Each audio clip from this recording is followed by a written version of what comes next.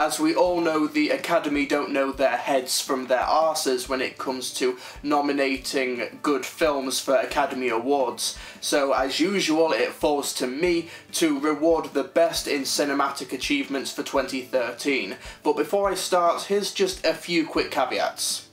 Just to clarify, I live in the United Kingdom, which means I'm at the mercy of international release dates. As a result, lots of critically acclaimed Oscar-worthy movies were not released in 2013 in the UK, and thus do not qualify, so there'll be no mention of 12 Years a Slave, Mandela, American Hustle, The Wolf of Wall Street, and others. Also, while there are a few movies from 2012 that wound up as 2013 releases, such as Lincoln, Django Unchained, Wreck-It Ralph, and Les Miserables, those movies will not be nominated either, as those have already earned their dues at other award ceremonies, and I would like a more diverse and topical lineup, otherwise we'll just have a load of movies that came out last year, and that's not very appropriate.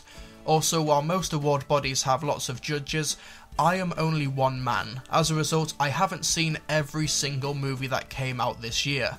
I've seen about 80% of the wide releases and a few limited ones, so I would say I am qualified to put together an award show.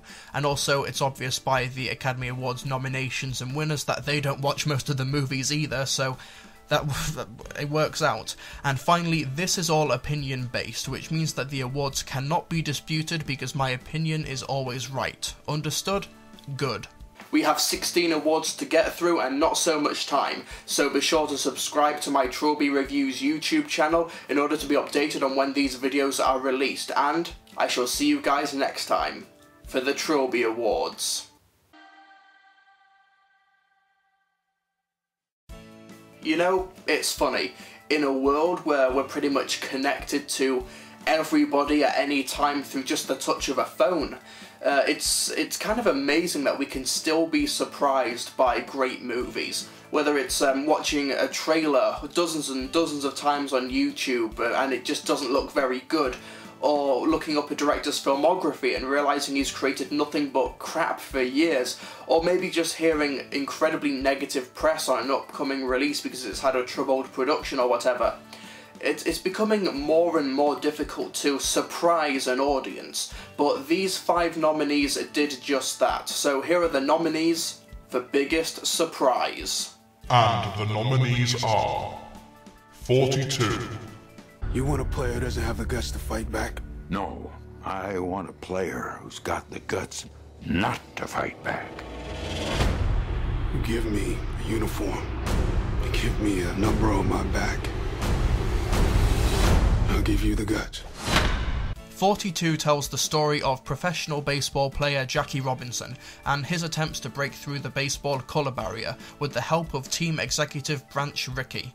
There have been lots of movies recently regarding racial discrimination, slavery and other human injustices, but 42 was the one that seemed to come out with the least amount of hype, and while it's one of the more sentimental ones, that doesn't prevent it from being an uplifting and enjoyably smart movie with great performances by Chadwick Boseman and Harrison Ford. Frozen. Heads up! It is not nice to throw snow, people! Whoa, whoa, whoa, whoa, Feisty Pants. Just let the snowman be. I'm calm. Great. Oh, come on! Let's face it, we all saw the advertisements for this movie, the snowman-centered ad campaign which desperately tried to ape Ice Age, the uninspired initial character designs and weak trailers. This was almost set up to be dead on arrival, but Frozen turned out to be a legitimately great movie with far more depth and nuance than its advertising suggested. I guess you can't always judge a book by its cover. Monsters University. I just need to ace my classes, graduate with honors, and become the greatest scarer ever. What? Were you kissing my hand? And what about you with all your shedding? I don't shed. Really? After movies like Cars 2 and Brave, it's clear that Pixar are just as mortal as any other movie company, and when it was revealed that their next movie would be a prequel to one of their already weaker movies, well, let's just say that expectations were pretty low, but Monsters University is that rare prequel where it's significantly better than the original, with a fantastic final act. It's not quite Pixar's best, but it was so much better than it had any right to be. Spring Breakers. Bikinis and big booties, y'all, that's what life is about!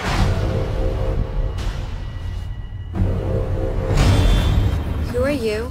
My name's Aileen. Why are you here? I saw y'all in there. They like nice people. Come on, y'all. Why acting suspicious? Movies about young idiots getting drunk and partying has become a license to print money at the box office with the Hangover sequels, Project X, 21 and Over and more, but Spring Breakers decides to transcend the genre with something damn near revolutionary, with ambitious and morally challenging concepts and its refusal to compromise on its conceits. Spring Breakers is one of those Generation X movies that has to be seen to be believed. And all this from the director of Trash Humpers.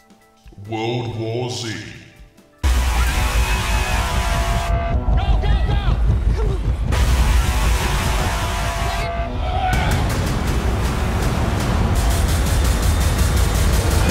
World War Z was a production nightmare. The script went through multiple writers, there were lots of reshoots, delays, lackluster trailers, and a budget that was spiralling out of control. So it's surprising that World War Z actually got released at all. And the winner is...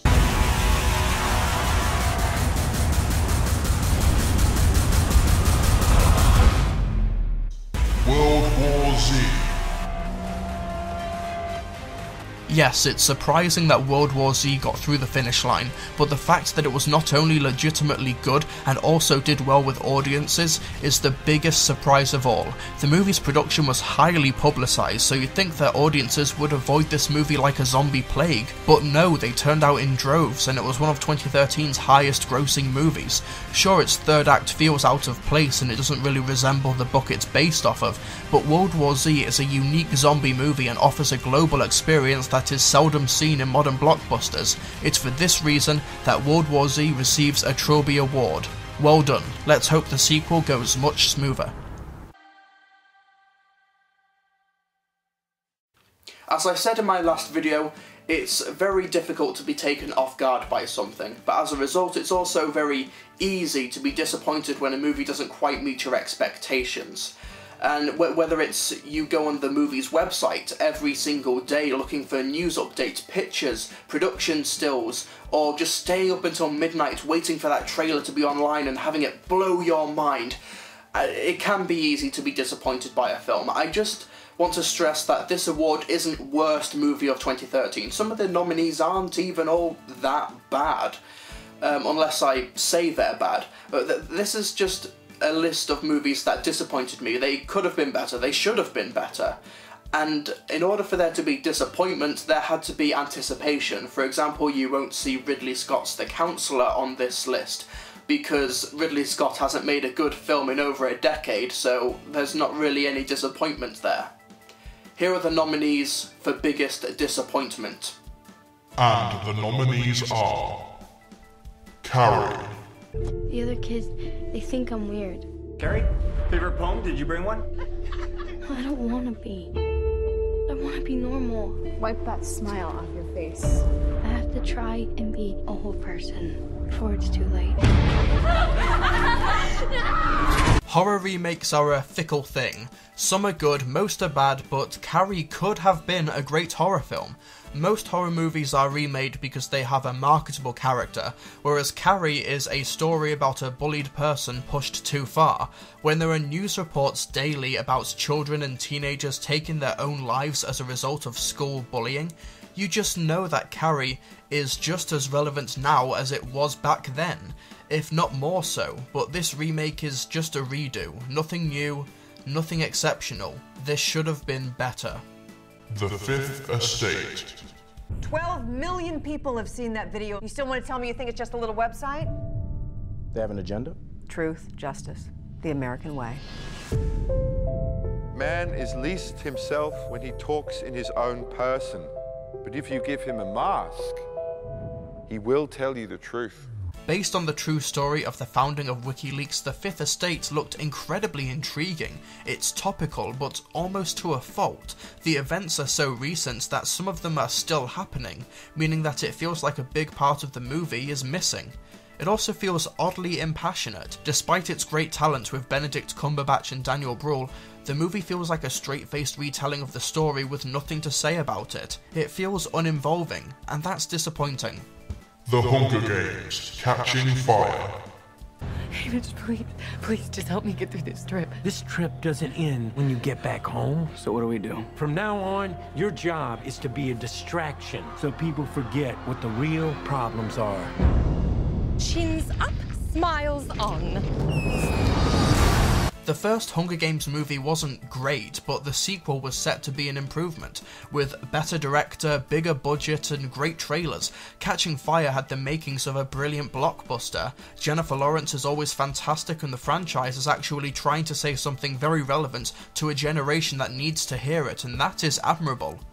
Too bad the movie blows. The first 20 minutes are great, but after that the movie is just a retread of the first movie. A bad retread. Couple that with its abominable runtime of 2.5 hours, an anticlimactic cliffhanger, and the fact that by the end of the movie absolutely nothing of note has happened, and you have a pointless installment of the franchise. The first movie disappointed me, but it made me want to read the books. This one still makes me want to read them, but skip the second one, because nothing happens. In a world. Your dad is so hot. My. Ugh. Chimmery. Nope, stupid slapper. This Wednesday, one woman will teach another woman to sound a little less. Can I get a smoothie around here? I don't know where you'd get a smoothie around here at all. I'm so sorry. Oh, okay. Thanks so much. Yeah, no worries. After making a splash at film festivals this year, as well as winning Best Screenplay at Sundance, In a World was a critical success, and with its great premise paying tribute to movie trailer voices, it had me highly anticipating this movie. Too bad In a World kinda sucks with a terrible screenplay, poor direction, and just an unwillingness to make the most of its premise. One big rule of life is to never tell someone their work is great when it isn't. Seems like the Sundance critics really don't follow this rule. The Lone Ranger. If these men represent the law, I'd rather be an outlaw. That is why you wear the mask. It was a ranger. Riding a white horse. Got some lunatic Indian with him. They're coming for you. Scared, aren't you? You should be. This looks set to be bad just from the trailers, not to mention the troubled production.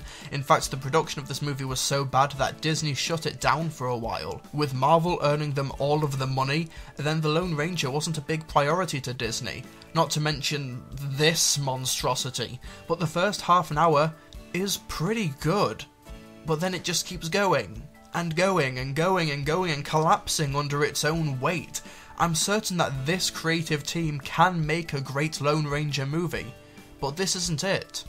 At least it looked great. And the loser is... This is information the world needs to know. We need to crush these guys. It's life. Times is life.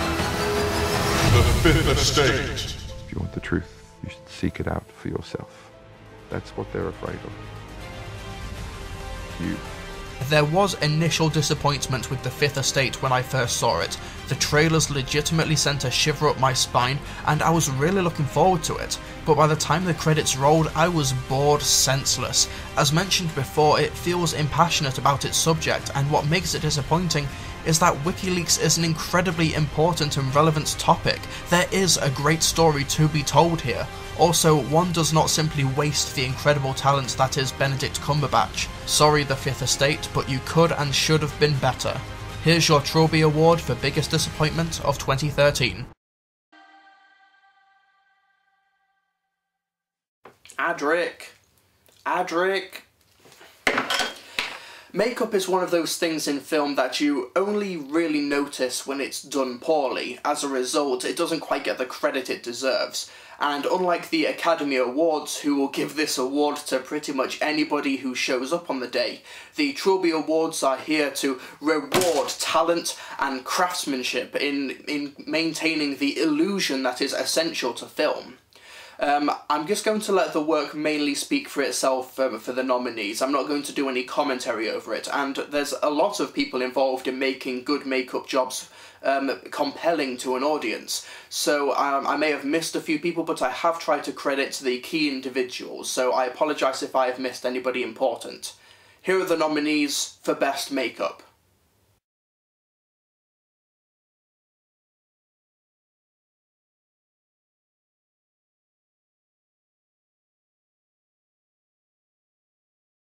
And the nominees are Elysium, Sarah Rubano and John Duckley.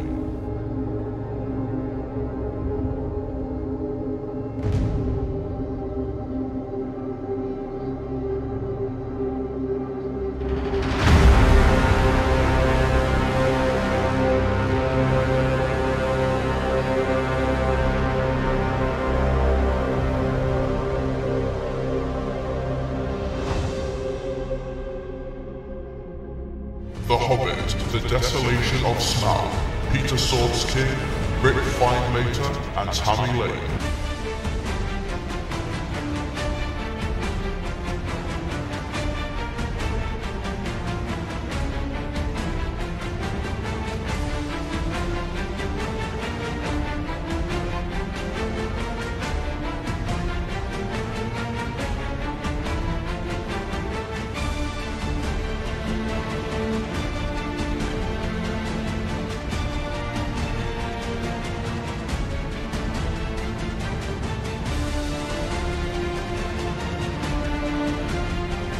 Oz, the Great and Powerful, Vivian Baker, Emily Kropp, and Joy Zapata.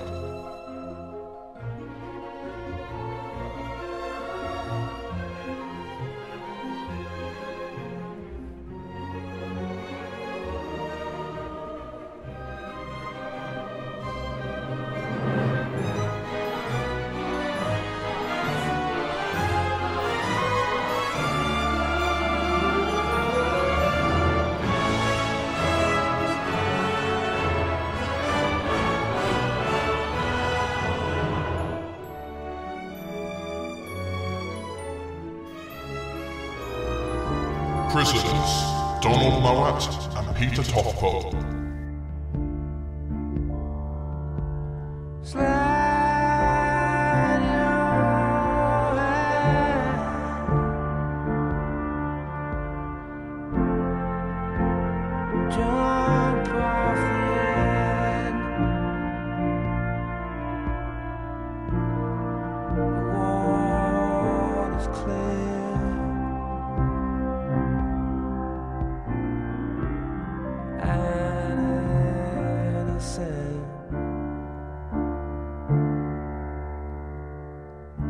Rush, Mark Coulier, Faye Hammond, and Sharon O'Brien.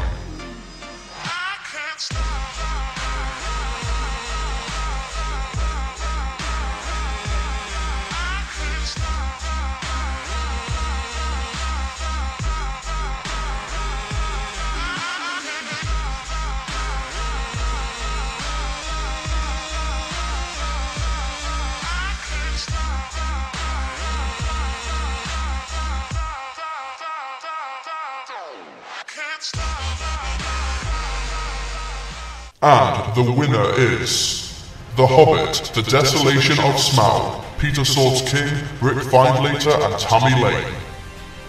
The first Hobbit movie lost to Les Miserables at the Oscars last year. Seriously, how does covering Anne Hathaway in dirt beat 13 dwarfs, a hobbit and a wizard in full costume and makeup?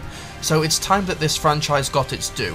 While the other nominees had lots of self-contained moments of great makeup, The Hobbit features characters in full makeup almost all of the time that they're on screen, which is already impressive, but the fact that it always looks great and immerses you into Middle-earth is staggeringly impressive.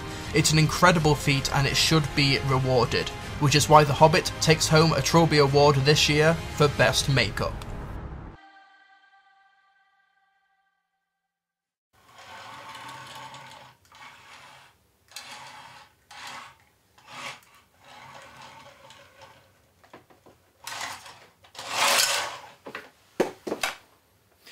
There's a lot of things that go into making a great movie. A great script, a great director, great actors, but without that initial spark of creativity that goes into putting these talented people into a particular scenario or environment, then all of their hard work comes to nothing. You could have hundreds of set builders creating lavish sets, or you could have hundreds of CGI renderers trying to make Iron Man's suit glisten in the right sort of environment. But without a cipher for those amazing worlds, without that initial person to come up with these ideas and these inventive worlds that the characters inhabit, whether it's the costumes, the sets, the creature designs, then all that work can easily be wasted. These 5 nominees created worlds that we didn't want to leave, worlds that were so captivating that they glued us to our seats for over 2 hours. Here are the nominees for Best Production Design. And the nominees are Elysium, Philip Ivey, Peter Lando and April Ferry. Taking place in a very real and very possible dilapidated future, Elysium's world has a very chopped together feel. Everything on Earth seems to be made of spare parts, even the highly advanced robots. The weapons look inventive, the technology looks great, and the stark contrast between the junkyard Earth and the pristine Elysium is almost too close to home for the real world. That's the ace up Elysium's sleeve. This looks like a very real future, but why focus on the future? This type of world is happening right now. The Great Gatsby, Catherine Martin and Beverly Dunn. Baz Luhrmann does it again by melding the old with the new in The Great Gatsby. While the world is based off an established template, that being 1920s America, the production does a great job at putting you in the character's mindset, as Gatsby's world is grand, seductive, and immensely satisfying to be a part of. The Great Gatsby is like being at a glamorous 2.5-hour party, but with no hangover. The Hobbit, The Desolation of Smaug, Dan Henner, Ra Vincent and Bob Buck. Successfully transforming New Zealand into Middle-earth for the 5th time in a row, the production crew for The Hobbits know just how to immerse the viewer in an impossible world. The costumes, sets, creature designs, everything here just works and works incredibly well. Really, the evidence speaks for itself. Middle-earth feels like a place that you can touch, and that's the highest compliments that you can give for production design. Oz, the Great and Powerful, Robert Stromberg, Nancy Haig and Gary Jones. With the advantages that come with modern production technology, including special effects, means that we see more of Oz than ever before. While all the classic elements of Oz are still intact, we get a closer look at the technology and the people of this world. What's so striking about the production here is that it looks artificial, which actually helps add to the otherworldliness of this universe. It was great to see Oz again. It's never looked better. Pacific Rim, Andrew Ness Corumley, Karen Spear and Peter P. Nikolakakos. If there's one thing you can expect from a Del Toro movie, it's an incredibly well-realised world. The Hellboy movies, Pan's Labyrinth, they all have great production design, and the same holds true for Pacific Rim. The movie has so many details in its universe that even though it takes place on Earth, it does feel like an alien world. Everything in the background seems to tell a story and helps to make this future world more believable, and that's not taking into account the 200-foot tall robots and monsters, all of which are spectacularly well designed. And the winner is... 2,500 tons of awesome. Pacific Rim, Andrew Ness Corumley, Carol Spear and Peter P. Nikolakakos. Pacific Rim is a completely original universe in terms of its production, and not only has Del Toro and his team created a great future, but they've also given it a past. Every aspect of the world feels well thought out to an almost obsessive degree. In interviews, Del Toro stated that he actually planned out the stock market numbers for the years leading up to the events of the film. Hit pause when you're watching any scene in a populated area and just look at the background. The mind boggles at the detail. Oh yeah, and the Jaegers and the technology looks great too. Here's your Trilbee Award, folks. Now where's the sequel? I was a child of the 90s, and as a result I grew up in a time when visual effects were really starting to come out of their infancy and become a legitimate way to tell compelling stories. Toy Story was one of the big movies of my childhood, and that was told entirely through visual effects. But for every Terminator 2 or Jurassic Park, there was a movie that sort of abused CGI, like Mission Impossible 2 or Spawn. But CGI has come a very, very long way, and it is a legitimate craft. And these 5 nominees made the impossible a reality, and were just brilliant to watch. These are the nominees for Best Visual Effects. And the nominees are... Gravity by Framestore. Gravity is a movie that is almost 100% reliant on the technology behind pulling it off. Until the day when budgets are such that we can actually send actors into space, I doubt we'll ever have a more realistic approach to space than we do in Gravity. Having the actors perform their lines then digitally adding their face to the inside of CGI spacesuits is a seamless effect, and the amount of threatening debris that risks ripping Sandra Bullock apart feels like a legitimate threat. The Hobbit, The Desolation of Smaug by Weta Digital. The CGI isn't as polished as the other nominees, but it's a triumph of execution with the amount of detail crammed into frames. Whether it's populating Lake Town, adding to the vastness of the Lonely Mountain, etc., the effect goes to making Middle-earth feel like a living, breathing world. Special mention must go to the dragon Smaug, who without a doubt is the best dragon ever put to film. He is fire. He is death. Man of Steel by Weta Digital, NOV and Double Negative. Say what you will about Zack Snyder movies, but you can't deny that they always look amazing from a technical standpoint. Whether it's Superman flying across the planet or punching someone to the other side of the city, Man of Steel gave us the biggest Superman movie yet, not to mention the best on-screen version of Krypton outside of the comics and the spectacular action. Man of Steel is a feast for the eyes. Oblivion by Piximondo. One movie that's gone under the radar quite a bit this year is Oblivion, and I think it's quite underrated. The movie has lots of strong imagery, which is greatly helped by the visual effects. Post-apocalyptic futures have been done to death, but this is one of the most striking and original versions of it. And it's hard to forget the floating house that looked like something Steve Jobs would have wanted to live in. Pacific Rim by Industrial Light and Magic. What happens when you give the director of Chronos, Blade 2 and Hellboy the money to create whatever he wants? Pacific Rim. Pacific Rim has an amazing sense of scale, and I'm not just talking about the robots and creatures. This movie feels like the natural progression for Japanese kaiju movies. Godzilla has a lot to live up to next year. And the winner is... Pilots, ready to connect. Let's go fishing. 2 pilots engaged in neural bridge. Ready to activate the Jaeger in 3, 2, 1. Pacific Rim by Industrial Light and Magic. Pacific Rim is the result of giving incredibly talented filmmakers the money and resources to put together something amazing. Lots of studios seem to think that simply throwing money at movies automatically makes them good, but they look dreadful. Pacific Rim is the antithesis of that. Its sense of scale is unparalleled, the creatures and monsters legitimately look real, and the variety of CG locales is staggering. Cities, the Arctic, space, the depths of the ocean, and even another dimension. In terms of sheer technical horsepower and execution, nothing beats Pacific Rim this year, and while Gravity did come close, Gravity doesn't have a rocket-powered fist. I love movie scores. In fact, because of the terrible state of modern music, it's really the only place where I can listen to anything good nowadays. Because let's face it, modern pop music is either about getting drunk in the club or about a breakup, so I've got to go somewhere. But I really do love movie scores, and these were some of the most noteworthy of 2013.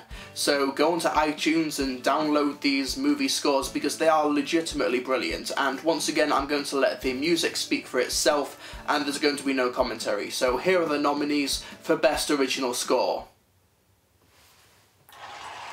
I came in like a wrecking ball. I'm Peter Davison and I'm on a wrecking ball. And the nominees are... Pacific Rim by Ramin Djawadi.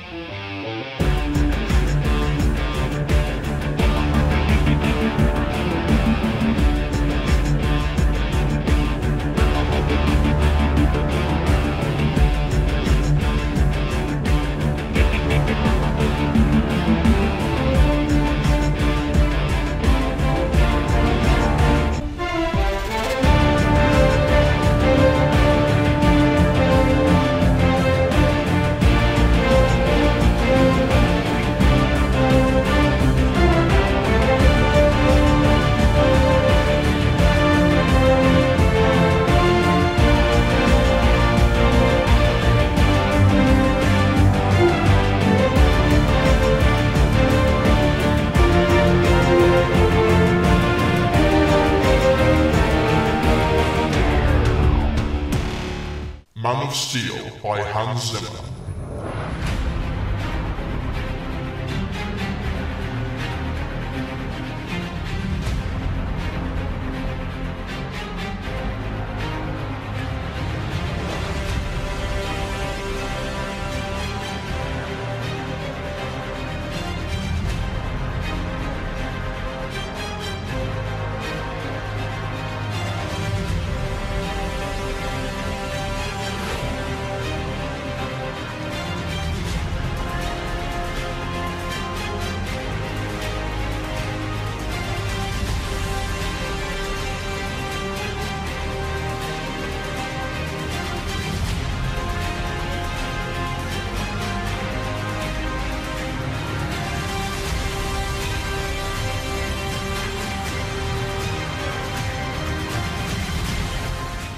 Star Trek Into Darkness by Michael Giacchino.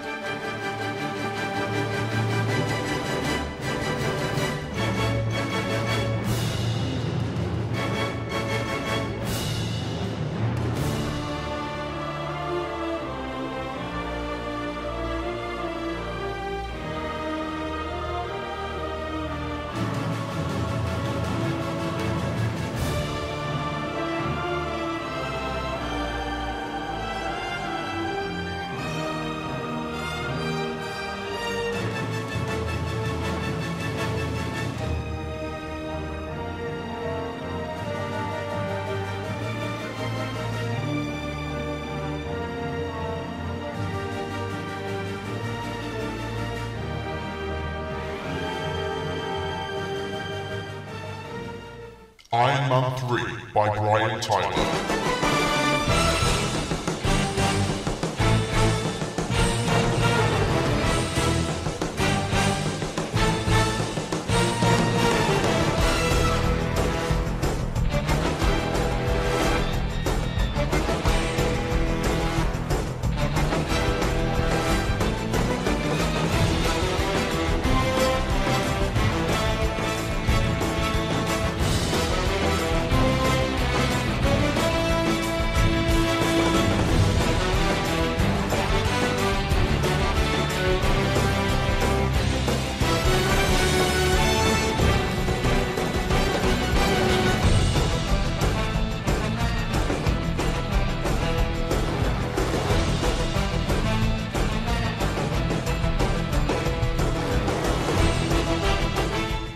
Gravity by Stephen Price.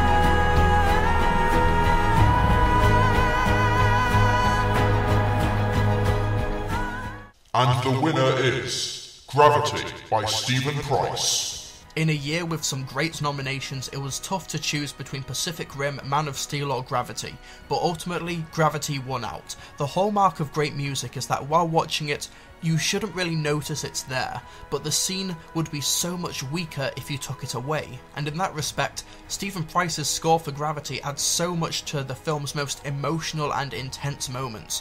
While in space no one can hear you scream or hear the sound of space debris, we can be scared senseless by the right notes at the right time. The score is pivotal in order to fill the audience with dread, without even knowing that it's happening. And that's the mark of a score worthy of a Trilbee Award. 2013 has been an okay year for animated movies. While there aren't really any ones that I think were bad, most of them did average out to just okay, whether it was Turbo, Epic or The Croods, those are just okay movies, even if The Croods does have Nicolas Cage voicing a caveman, which is pretty damn brilliant. So as a result, this category only has 3 nominees, because we can't just have okay movies be nominated for a Trilbee Award. That's ridiculous. This show is about integrity and giving quality movies their time in the sun. So as a result, here are the 3 nominees for Best Animated Feature. And the nominees are Despicable Me 2, Mr. Gru, Agent Lucy Wilde of the Anti-Villain League. You're gonna have to come with me. Oh, sorry, You know, you really should announce your weapons after you fire them. For example... Lipstick taser! One of the most successful movies of the year financially, Despicable Me 2 has been a monster hit for Illumination Entertainment. It also helps that the movie is also pretty damn good. It's not breaking any new ground, but it's well made, almost gut-bustingly funny, and has been made from the heart. It has a great villain, some entertaining subplots, and those minions, God, those minions are funny.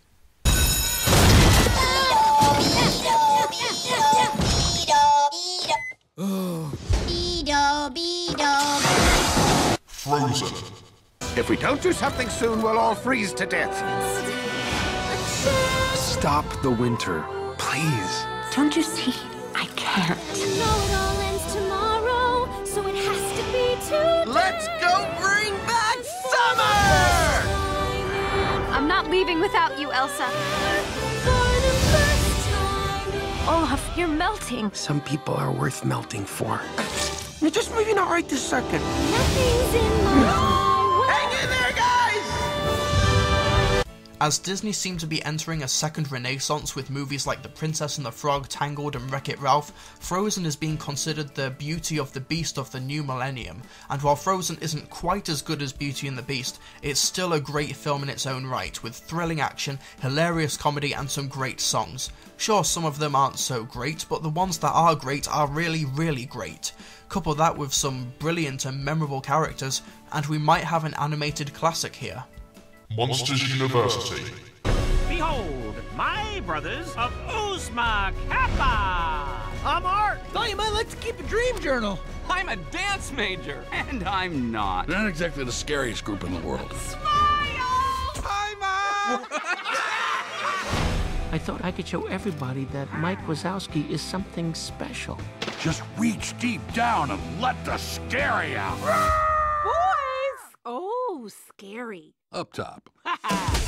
Pixar's first prequel is The Little Movie That Could. A prequel that didn't really need to be made is so much better than it has any right to be. It's interesting to see how Mike and Sully first met and how the screenplay is smart enough to use our preconceived knowledge of these characters to deliver some great drama. The new supporting cast is even better than the previous movie, it's well animated and creative, and its morals are so forward-thinking and mature that it's hard not to admire it. Pixar is back. And the winner is Frozen.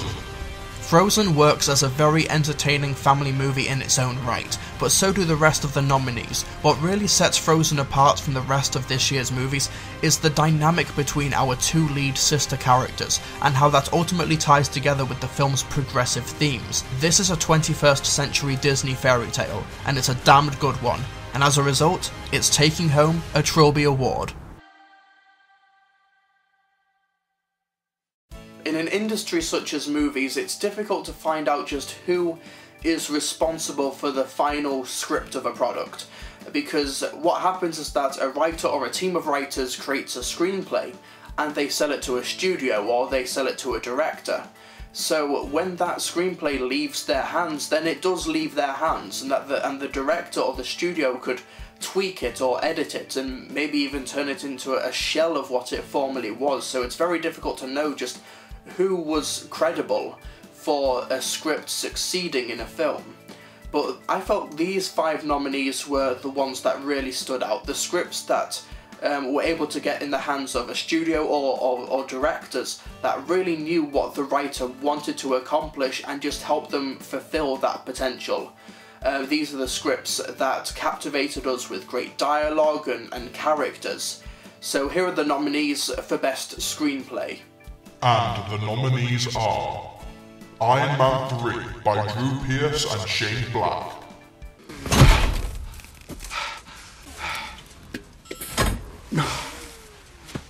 It's snowing, right? Where are we, upstate? We are 5 miles outside of Rose Hill, Tennessee.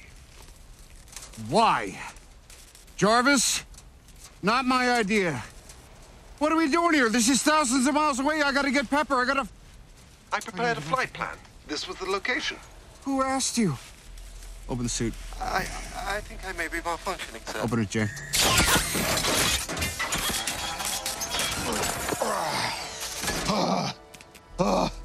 That's brisk. Maybe I'll just cozy back up for... I actually think I need to sleep now, sir. Jarvis. Jarvis? Don't leave me, buddy.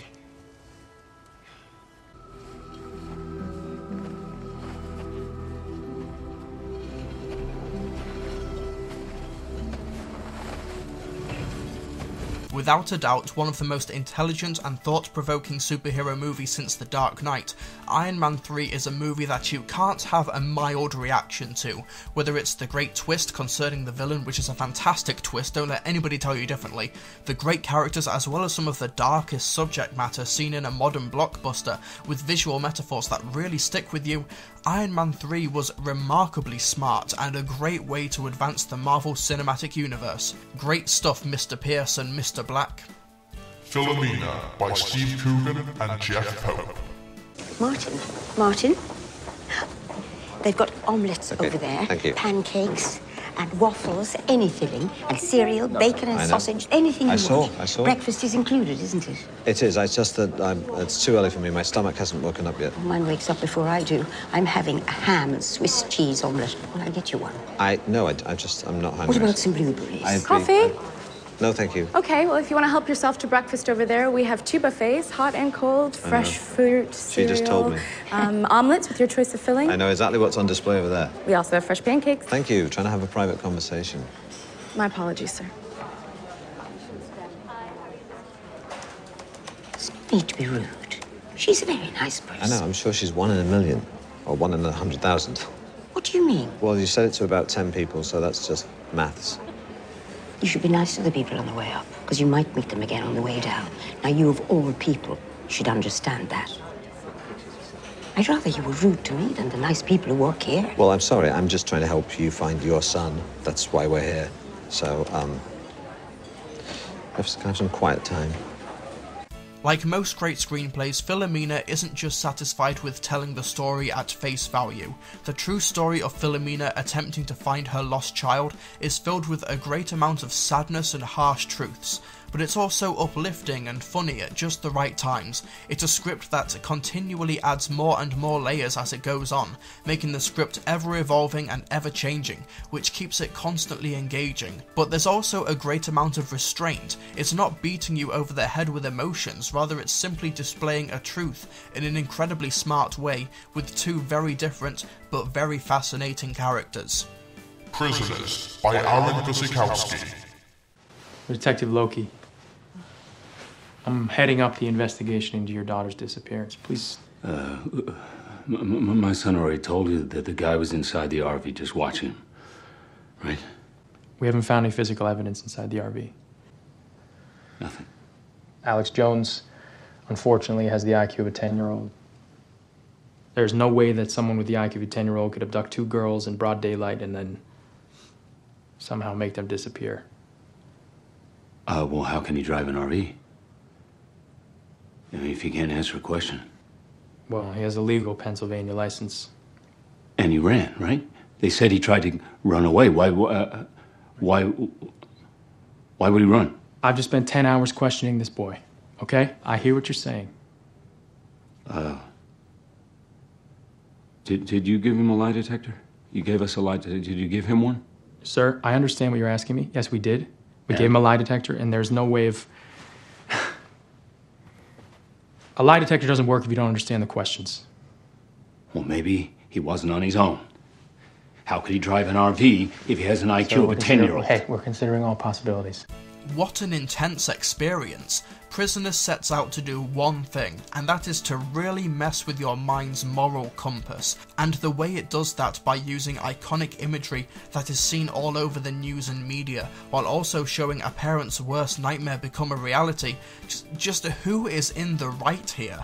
Who really is the prisoner of the title, and just what lengths can people go to, and are they justified in their actions? Prisoners has reality behind it every step of the way. This isn't just a story that can happen, but it probably already does happen regularly, and that's terrifying in its own right. Rush by Peter Morgan. So, as we approach the halfway point in this year's Formula One season, Ferrari and Niki Lauda seem clearly on top, and James Hunt and McLaren are struggling. So, 5 races in. How's it going so far? It's fine. Just got a little problem with an Austrian rat and his team of Italian cheats who've destroyed my car. What are you talking about? Talking about the race in Spain that I won. Yeah, in a car, which is not legal. 5/8 of an inch too wide. You know that doesn't have the slightest effect on speed. But you complained and your team have always leaned on the authorities. Now we've had to rebuild the car and it's become a monster. At least it's a legal monster. So you've had to resort to cheating. You're driving an illegal car and call me the cheat? It's pathetic. Rules are rules. Yes. And rats are rats. Thank you. Thank you. Do you really think it upsets me, James? Calling me a rat? Because I look like one? I don't mind it. Rats are ugly, sure, and nobody likes them. But they're very intelligent, and they have a strong survival instinct. In my biggest disappointment award, I noted that the Fifth Estate just told the story without adding anything, but Rush is the opposite of that, as Rush knows what makes this true story so interesting, and that is the dynamic between the two leads, and that is at the heart of the movie. But it's not just content with that theme, as it's displaying these two characters as people, not archetypes. Both are flawed, both are mortal, and both are capable of good and bad, meaning that the dynamic is so well balanced, but the rest of the characters are great as well, with a script that made me care about Formula One, even though I don't know anything about it. The World's End by Edgar Wright and Simon Pegg. It was Sam. Sam's here! Is there a fucking echo in here? Yes, Sam's here. She's down from Manchester, driving to Mum's tomorrow. What, she's coming here? Hey, calm down, Steve. I saw her Jesus first. Christ, not this again. Are you fucking kidding me? I saw her first. Wow, you really have a selective memory, don't you? Somebody else was saying that. Me? No, I would have remembered. I told you I had a thing about Sam, and you Look. proceeded to try and get in her pants at every opportunity. Guys, please. You only liked her after you found out I liked her. That's right, because you did the school play. Cabaret. Cabaret, because she was in it and she wore those fishnet stockings and you got a big boner on stage. Jesus Christ. Hey, it doesn't matter anyway. She always had a massive wide-on for Adrian Keane. I hate that prick. Can we not talk about my sister in relation to A, massive wide-ons, B, Steven's erect penis? All right. Is she still fit, though? I'm not answering that. Sure. Is she, though? Am I what? Fit. Edgar Wright and Simon Pegg's final script for the Blood and Ice Cream trilogy did not disappoint. I wasn't too fond of the ending of this movie the first time I saw it, but the more I thought about it and the more I watched it, the more I just loved and appreciated it. The characters are all well thought out, the jokes are brilliant, the themes are clever, and the script is just brilliant all around. The homages and references to classic alien invasion films just reeks of affection for the genre, and the character of Gary King is one of the standouts of 2013. And the winner is...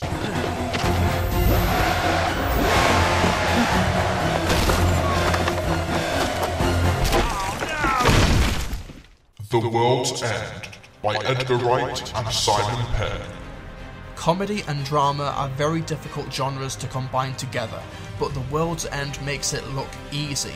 The comedy on its own is great and the characters are memorable and a lot of fun, but it's the darker places the script goes to that really make this the winner for Best Screenplay. It has one of the most accurate depictions of alcoholism, impulse and arrested development ever put on screen with Gary King, and his friends' reactions to him that really took this movie over the edge and proved that just because you're funny doesn't mean you can't be about something, and the ability to watch this movie over and over and over again and find new things each time is a quality that other screenplays in this category wish that they had. Well done, Edgar and Simon. Here's your Trilbee Award. Let's hope you team up again soon, because we deserve screenplays as good as yours all the time. Do you even know what robot means? Of course I do. It's like, hello, I am a robot. A cinematographer for a movie will be one of the most important people that you hire on a project, because film is a visual medium. Even if you have the best actors in the world with amazing dialogue and a compelling script, it's all going to count for naught if you don't have the right kind of shots, the right angles, a close-up at just the right time.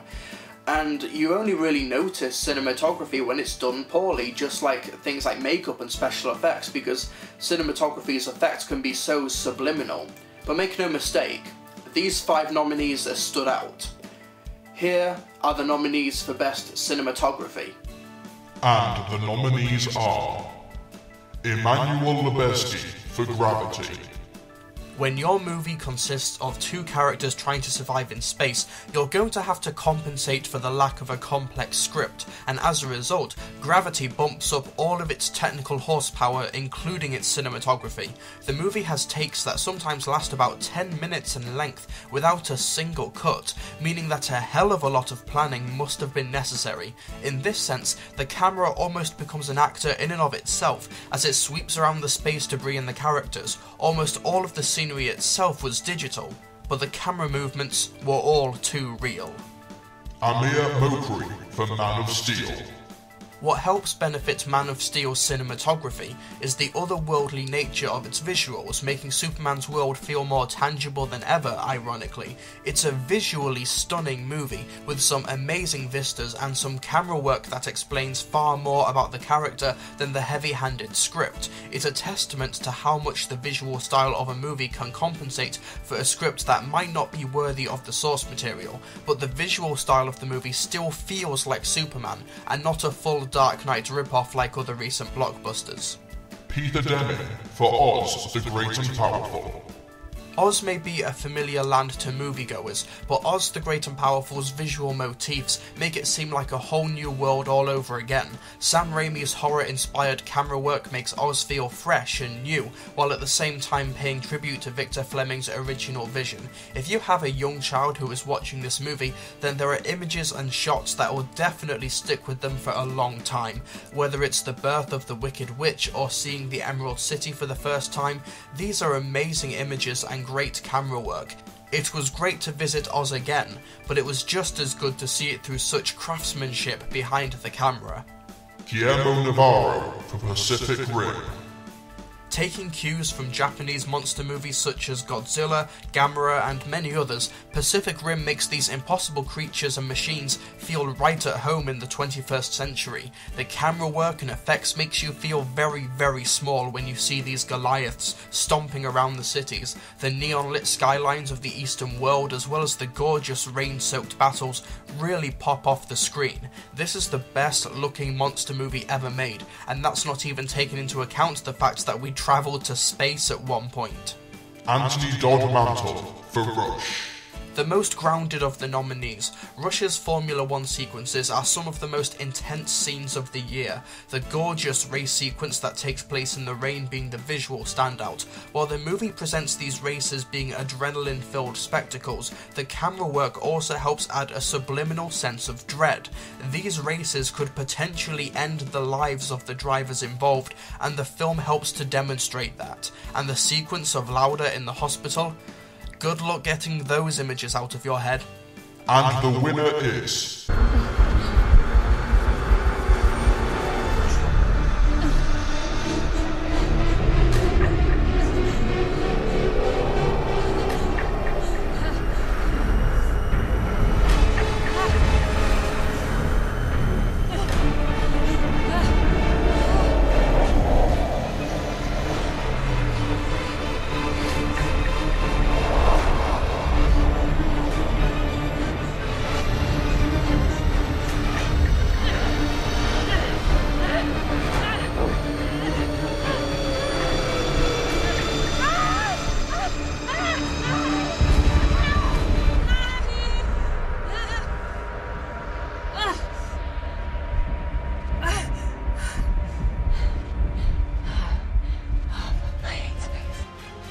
Emmanuel Lubezki for Gravity.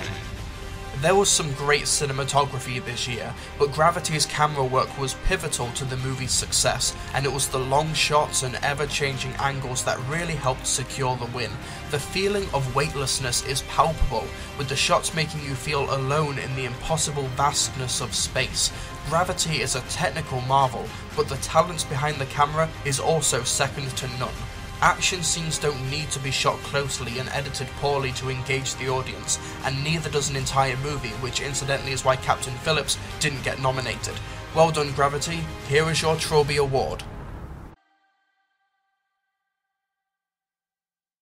Last time we discussed the cinematography of a movie, which is the visual aspect, but sound is just as, if not more, important to a movie's success, because if we don't hear the impact of somebody getting punched in the face, then it's just not nearly as impactful.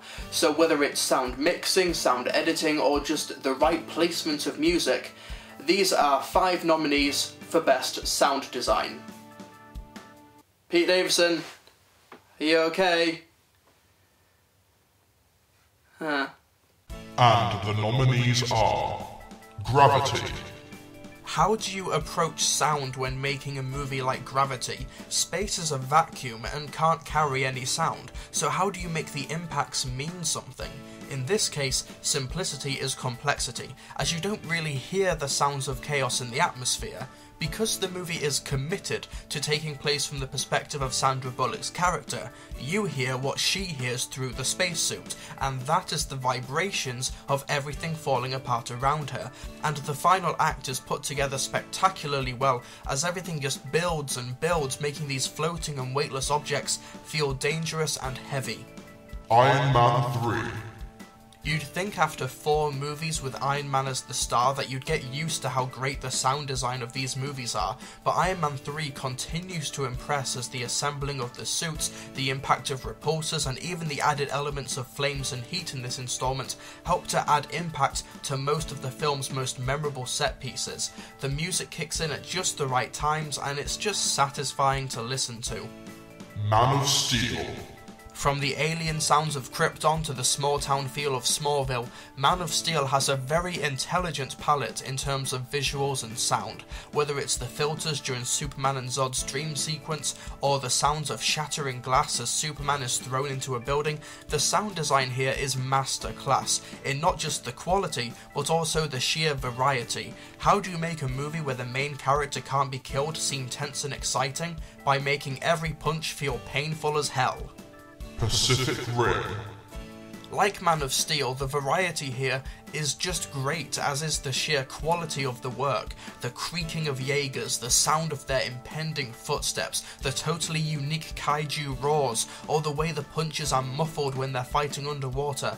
There's not much more to say except that Pacific Rim immerses you in the action. It's really just great. Rush. I can compliment the great racing sequences again and repeat myself, but for those who have seen the movie, I only need to say 2 words. Vacuum scene. Just... And the winner is... Let's go home.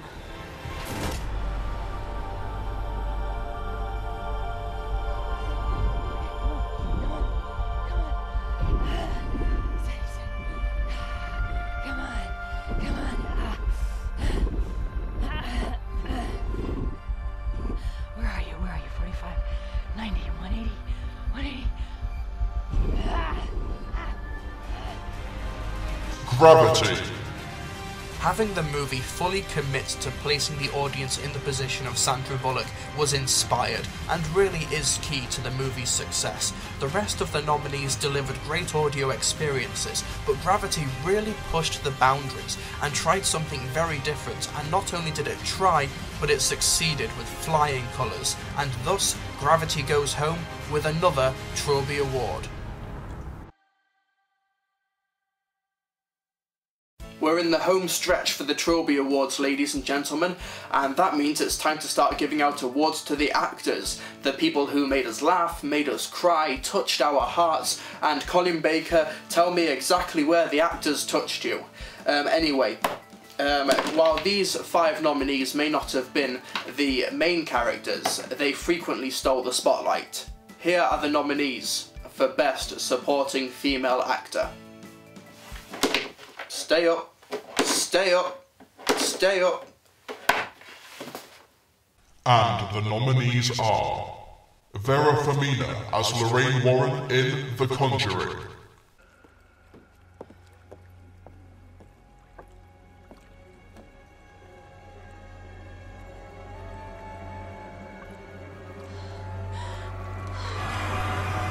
Judy?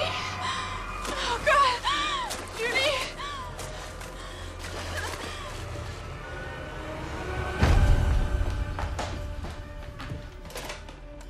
Lorraine! Wait! Lorraine! Mom, it's me. Is Judy okay? Can you go check, please? Damn it, Mom, just check, please! Lorraine, you gotta tell me what's going on? It's Judy. What? What do you mean? What? What? Oh, thank God. Mom, I'm sorry. I didn't mean to scare you. I'll explain later, okay? What the hell happened? I had a vision of Judy in the water. I know it was some kind of warning. I know it.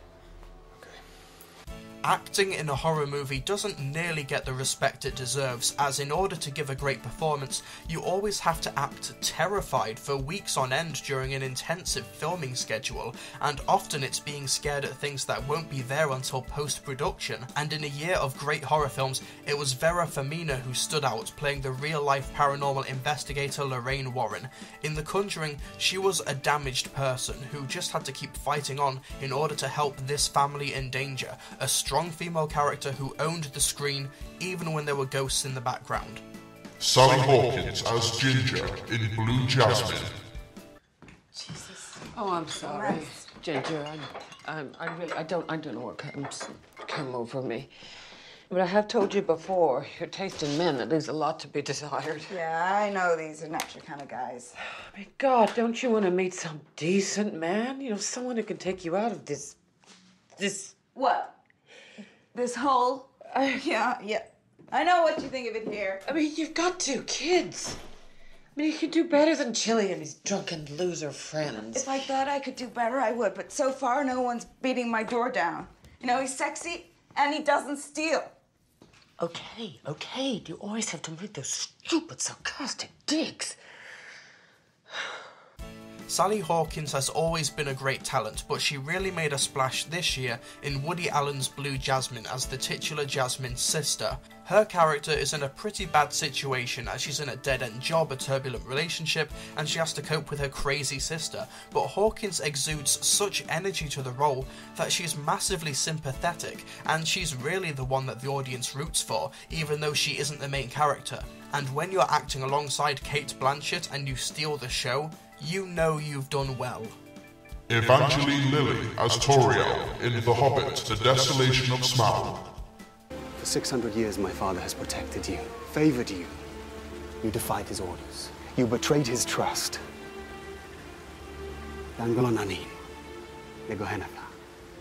Uohenathan. Kidad wenithan uohenathanim. The king has never let Orkfield from our lands, yet he would let this Orc pack cross our borders and kill our prisoners. It is not our fight. It is our fight. It will not end here. With every victory, this evil will grow. If your father has his way, we will do nothing. We will hide within our walls, live our lives away from the light, and let darkness descend. Are we not part of this world? Tell me, Merlon, when did we let evil become stronger than us?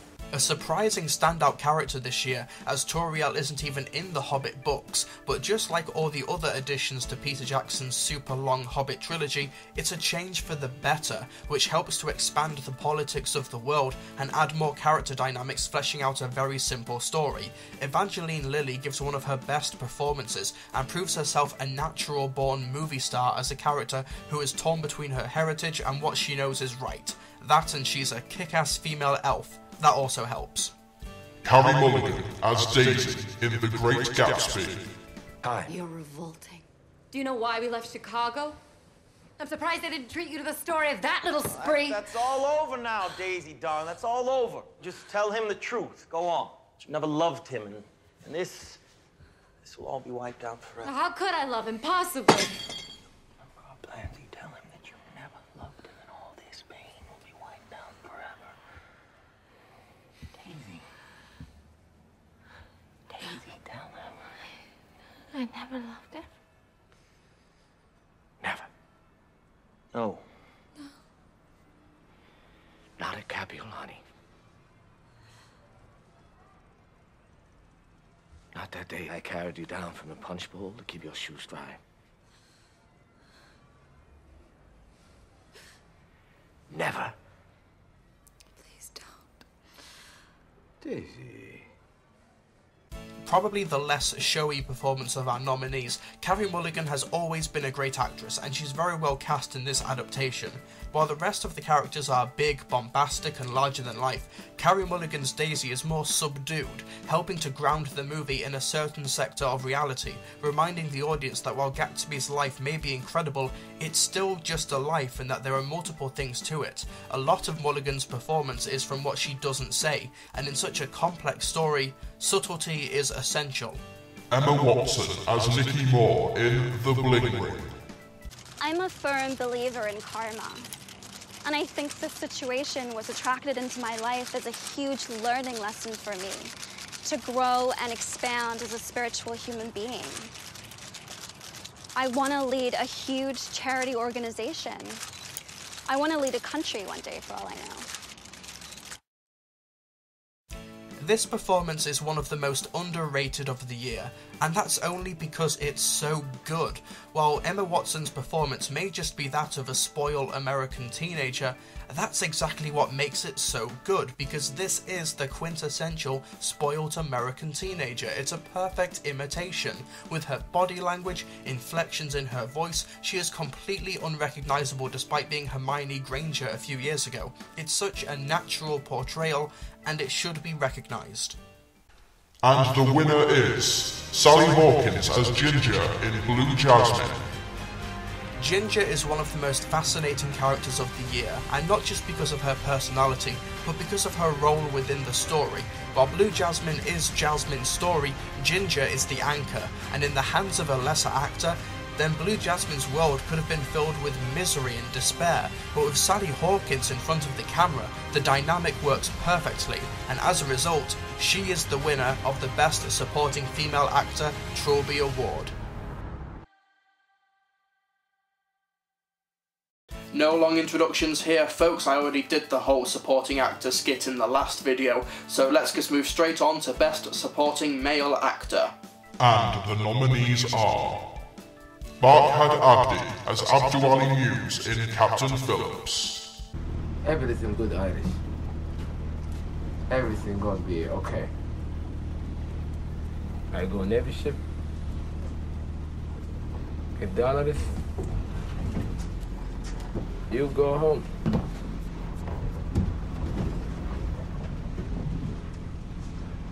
It was supposed to be easy. I take ship. Ransom. Nobody got hurt. You had $30,000 and a way to Somalia. It wasn't enough. I got bosses.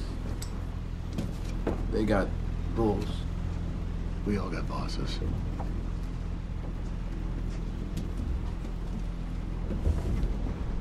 There's gotta be something other than being a fisherman and kidnapping people. Maybe in America, Irish. Maybe in America. Okay, here's the scenario. You've got an actor who has never professionally acted before, and you put him in a high-profile movie. Not just that, a high-profile Oscar contender. Then you have him act alongside Tom Hanks, one of the greatest actors who has ever lived. In that scenario, you wouldn't think it would turn out well, but Barkhad Abdi actually stood out as a great talent, really adding a lot of complexity to a troubled person in a desperate scenario. Really, I don't even have to say anymore, he was a standout in a movie starring Tom Hanks. That's reason enough for a nomination. Daniel Bruhl as Niki Lauda in Rush. Why?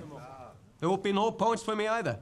No, but there would be one race less where I or anyone else here could catch you. James is right. This is just tactics. Maybe he's just frightened. Which asshole said this?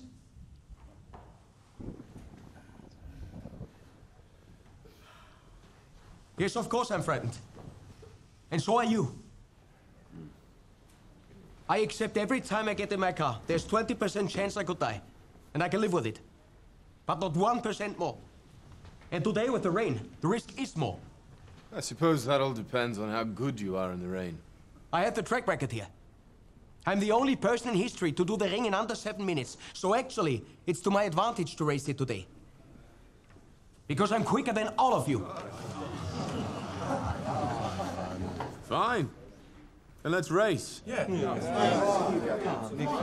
2013 was Daniel's year, as he gave great performances in both The Fifth Estate and in Rush, but in Rush he gave one of the most surprising performances of 2013 as Niki Lauda, the cold yet passionate Formula 1 driver taking part in a fierce rivalry with James Hunt, played equally well by Chris Hemsworth. Niki Lauda himself actually praised Daniel's performance, and when you're playing a person who is still alive and he gives you praise, you've got to be doing something right. Steve Coogan as Martin Sixsmith in Philomena. My guess is that Anthony was adopted and sent to America. The Abbey dealt almost exclusively with American customers. Can't believe they sold babies. They were only trying to give him a better life. They tried to make money out of it. There's a problem. I got through to the Sacred Hearts Adoption Society in Cork this morning.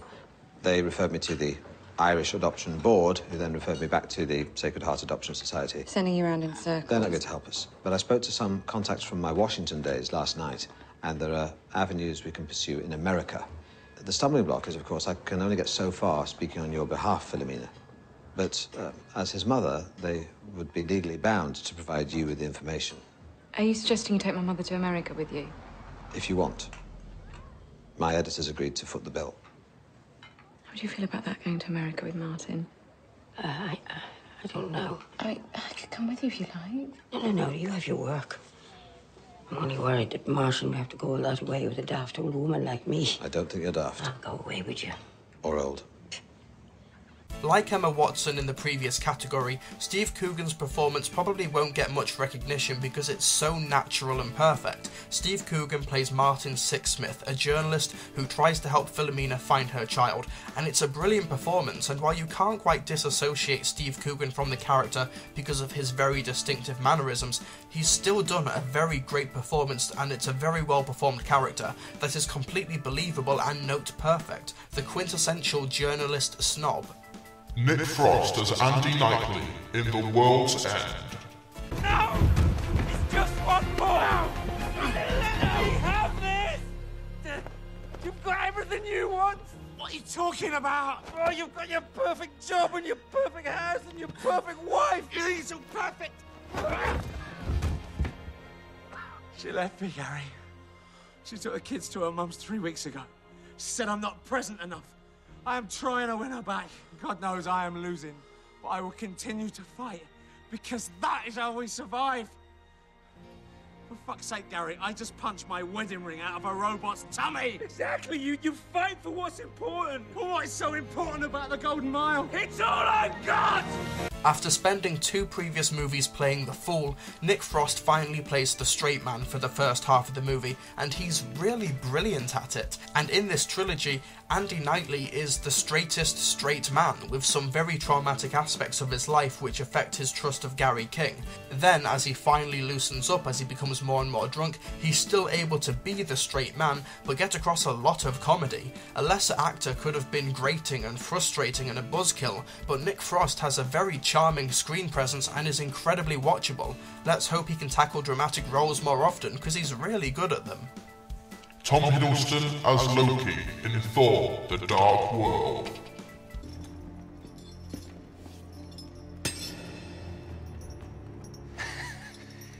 really don't see what all the fuss is about. Do you not truly feel the gravity of your crimes? Wherever you go, there is war, ruin, and death.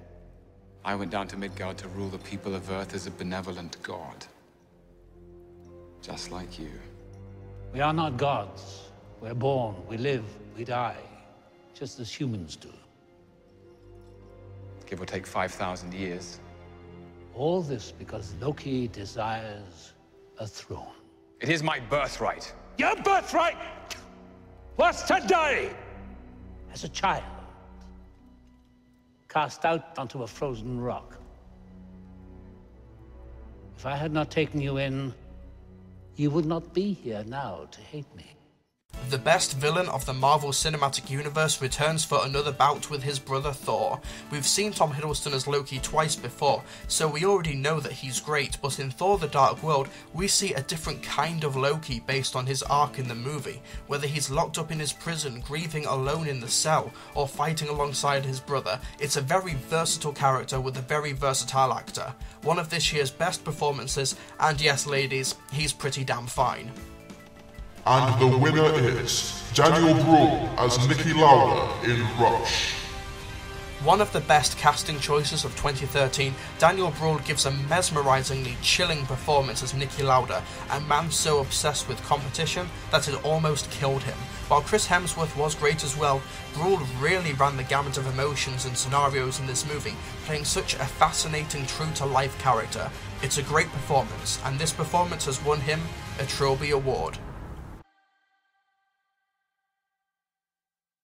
The lead actor of a movie is a vital component to making it work. A movie can survive a lot of things. Bad script, bad effects, bad music, but not a bad lead performance, or at least very rarely. These 5 nominees showed us how it's done. Here is Best Female Lead Actor. And the nominees are Kate Blanchett as Jasmine Francis in Blue Jasmine. Well, I didn't know what I wanted to become. And Hal, my husband, he swept me off my feet. Blue Moon was the song that was playing. You know the song Blue Moon. Yeah, but I always wanted to do something with my life. You know, I had energy. I didn't just shop and lunch and go to matinees. You know, I ran charities for poor people. Raised money for museums and schools. You know, with wealth comes responsibilities. I wasn't just some mindless consumer like so many of my so-called friends. Though I won't say I dislike buying pretty clothes. Tip big, boys. Tip big because you get good service, and they count on tips. You know, someday, when you come into great wealth, you must remember to be generous. I'll be honest, while Kate Blanchett is a great actor, she's pretty much been playing the same character for the past decade, so it kind of felt like she'd been on autopilot for a while.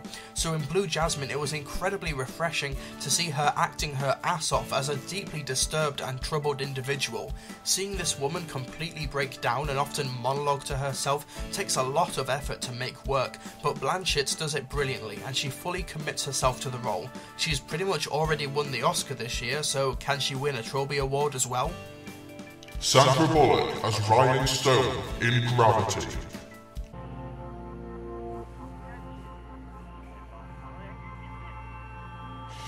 Oh, I'm gonna die, Annika. I know, we're all gonna die. Everybody knows that. But I'm gonna die today. Funny that, to know.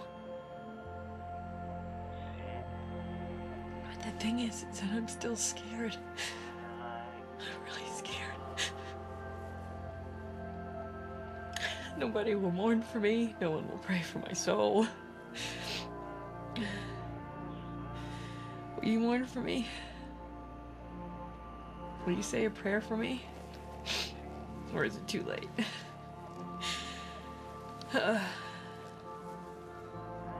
I mean, I'd say one for myself, but I've never prayed in my life, so...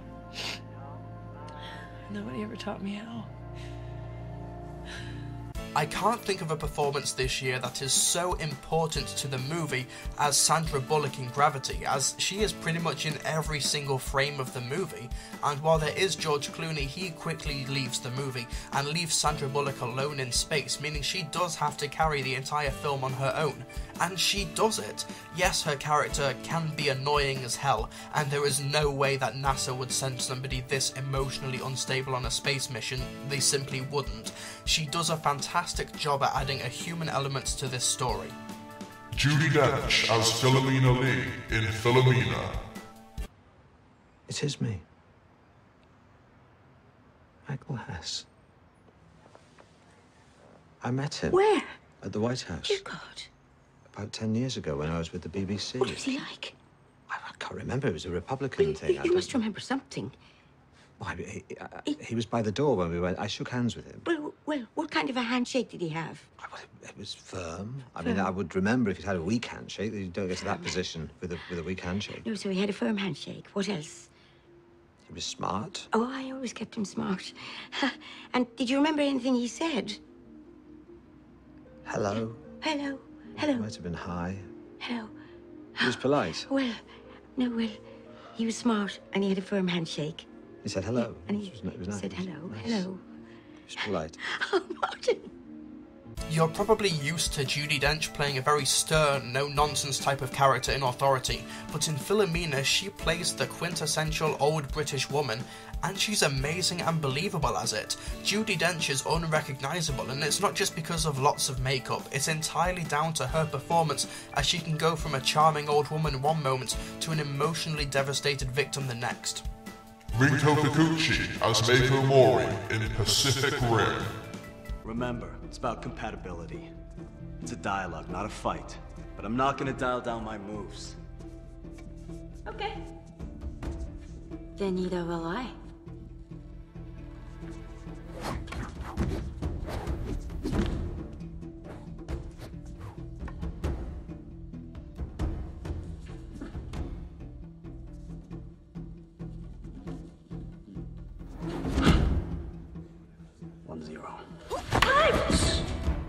One.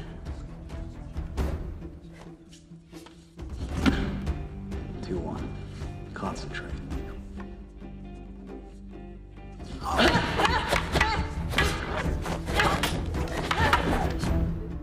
Two.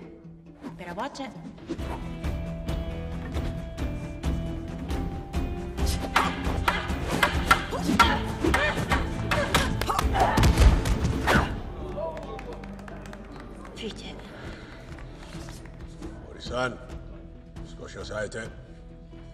One of the standout female characters of 2013, Mako Mori from Pacific Rim was awesome. She's everything you want from a female lead in an action blockbuster. Strong but still unquestionably a woman. Not an object for the lead hero to quote-unquote win, but still relatable. Mako Mori fits into all of these categories, and Rinko Kikuchi is perfectly cast here. She seems capable of doing her own stunts, and she sells the emotional trauma of her character's childhood incredibly well. One of the unsung heroes of 2013 and a representation of a globalizing Hollywood. Mila Kunis as Theodora in Oz the Great and Powerful.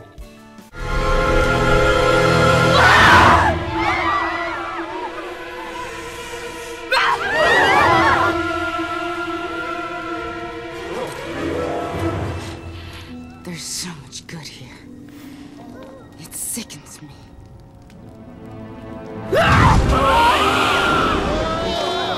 Still think your wizard can save you? From the likes of me? Speak up! Or I will tear out your tongue. Who's that? Don't you recognize me, wizard? Have I changed so much? Theodora?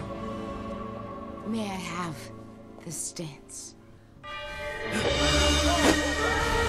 Hey! I get it! You're a little upset! why did people not like this performance? It's great. Mila Kunis is an incredibly underrated actor who doesn't get the credit she deserves, and she really shines in a very difficult role. First, Theodora needs to undergo a very tragic story brought on by the wizard's thoughtlessness, and she steals every scene she's in as she undergoes her transformation into the Wicked Witch. And no matter what she did, she was going to be negatively compared to Margaret Hamilton's original performance because of how iconic she was, but she still does a great job filling those impossible shoes. Do you still doubt me? Doubt you? I defy you! And the winner is Judi Dench as Philomena Lee in Philomena.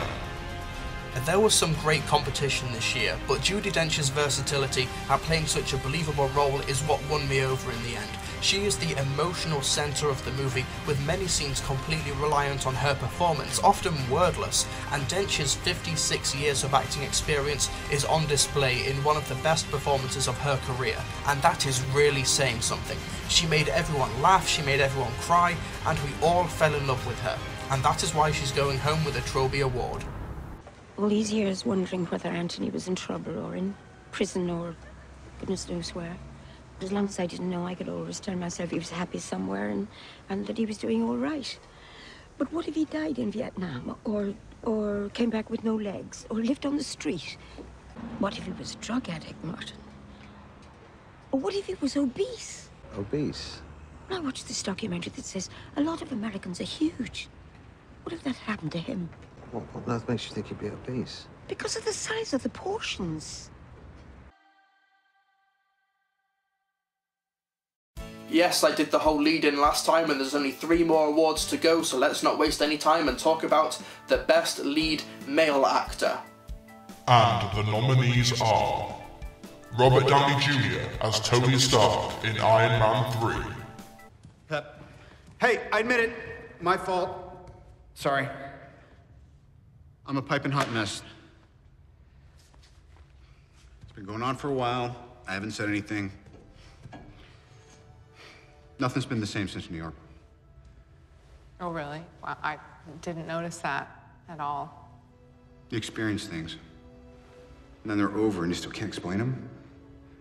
Gods, aliens, other dimensions. I'm just a man in a can. The only reason I haven't cracked up is probably because you moved in, which is great. I love you. I'm lucky. But honey, I can't sleep. You go to bed, I come down here, I do what I know. I tinker. Threat is imminent, and I have to protect the one thing that I can't live without. That's you. And my suits, they're, Machines. they're part of me. A distraction. Maybe. Robert Downey Jr. is Iron Man. Tony Stark is an incredibly complex character, but Robert Downey Jr. plays him effortlessly and is always entertaining whilst doing it. After the Avengers, it was difficult to see Iron Man surviving on his own as a movie character, but that concept is at the heart of the movie, and it's driven Tony into an obsessive attempt to protect the people he cares about most after being traumatized by the events of the Avengers. He's suffering from sleep deprivation, anxiety attacks, and all manner of mental issues, and Robert Downey Jr. nails every single element. What a fitting performance to what could be the last solo Iron Man movie. Martin Freeman as Bilbo Baggins in The Hobbit, The Desolation of Smaug.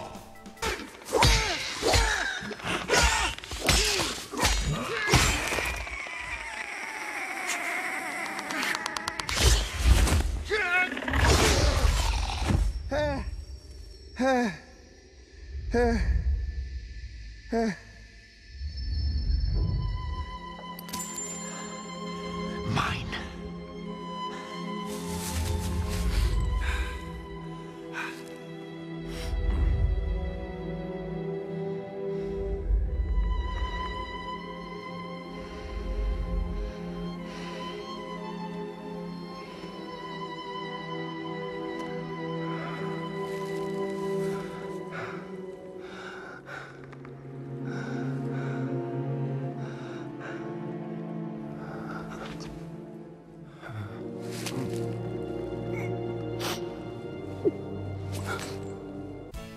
I wish I could nominate Martin Freeman for every acting award ever, for every performance he does, as he's really one of the best actors working today, and that's mainly because he makes it look so easy. There's not really much I can say that his performance doesn't already say, since he's pretty damned amazing at the entire acting spectrum.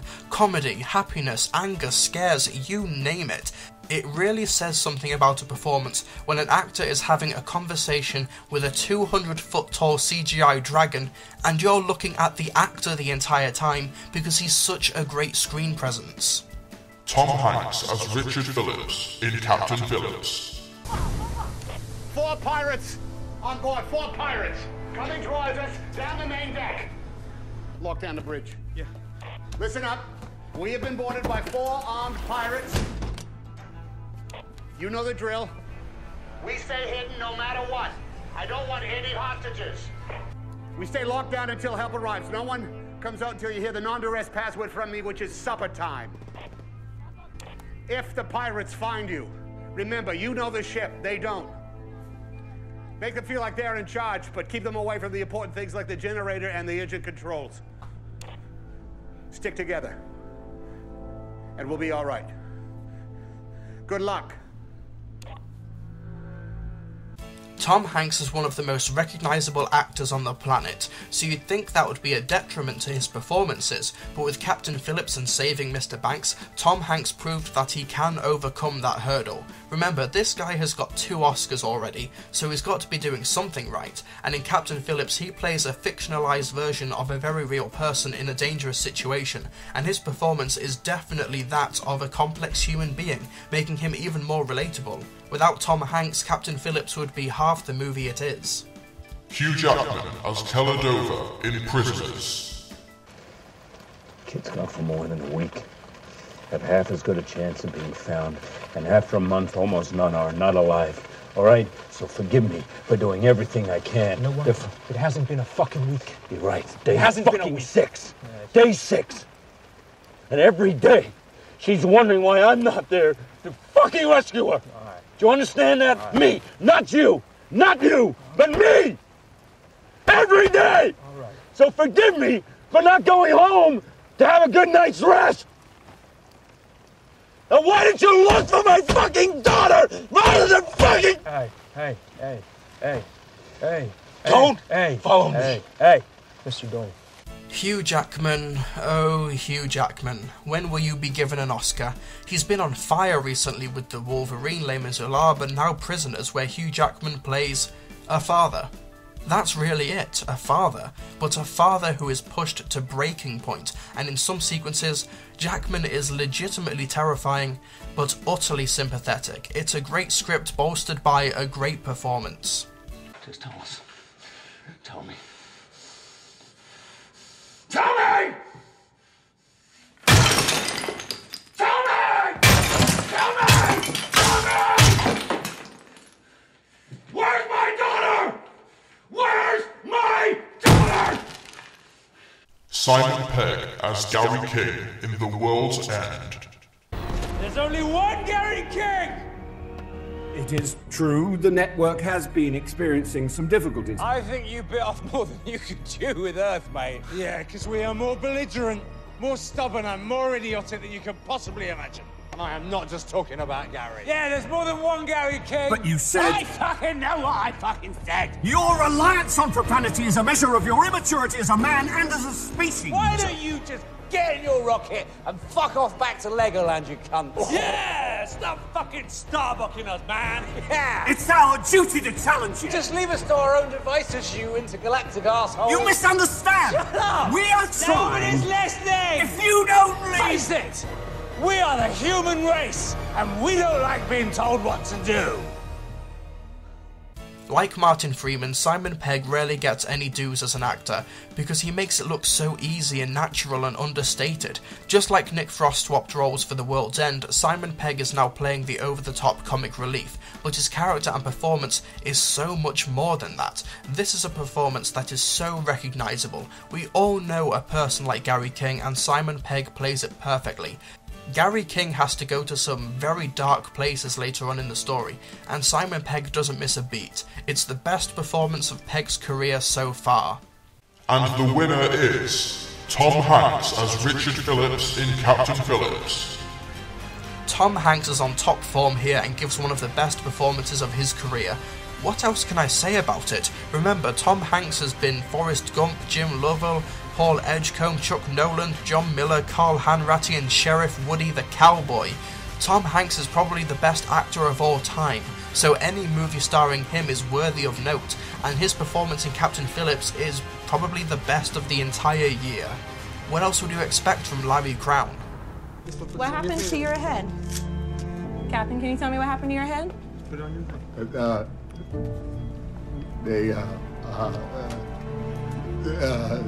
is. It's okay. Take your time. Take your time. There's a 2-centimeter laceration on the left eyebrow. It's okay. It's all right. Okay. It's okay. Okay. I want you to look at me and I want you to breathe. Do you understand, Captain? Yeah. Okay. All right. There's about a 4-centimeter gap. Little laceration there on the left temple. Okay. Very good. All right. You're doing great, okay? Did all this blood come from your eyebrow and your head? What? Did all the blood come from your eyebrow right here and on your head? Well, Or not all of this? No, not all of it. Okay. That's not mine. Okay. All right. All right. Look at me. Okay. We're gonna lay you down. Okay. Yeah. All right. Yeah. Directors are the heart and soul of any given movie, and when watching a great one, you can just tell that the movie was a result of incredible visionary and not just a room full of studio executives. And these 5 nominees are pretty much some of the best filmmakers in the world right now. And when they release a new movie, then I can guarantee that I will be first in line on opening day, because these guys are ones to watch out for. And the nominees are Alfonso Cuarón for Gravity,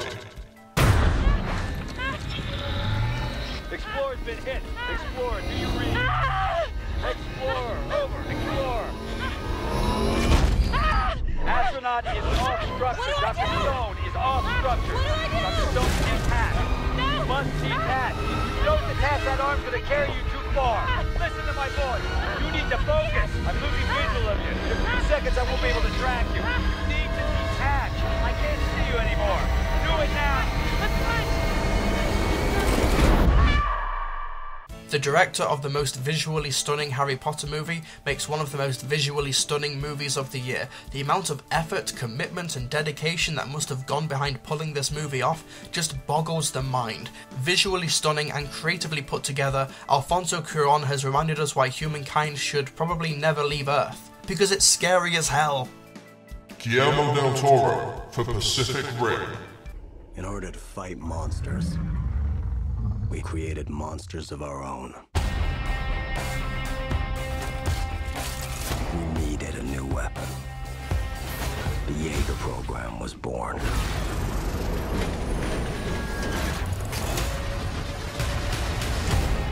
pilots. Our minds, our memories. Connected. And man and machine become one. Del Toro is one of those filmmakers who goes into a ridiculous amount of depth for their movies. It seems like you could ask him any question about the Pacific Rim universe and he would be able to answer it and touch upon 10 other subjects. Del Toro clearly has such admiration for monster movies, and that's apparent in every single frame. Del Toro is one of our greatest living filmmakers, and Pacific Rim is the result of what happens when he is allowed to flex his creative muscles. Ron Howard for Rush. Who's that? It's Niki Lauda. He's just been signed by Ferrari. I'm both quicker than you and better at setting up the car. James Hunt is a proven winner at the highest level. Is there a question, or are you just trying to piss me off? This is an incredible battle between these 2 drivers.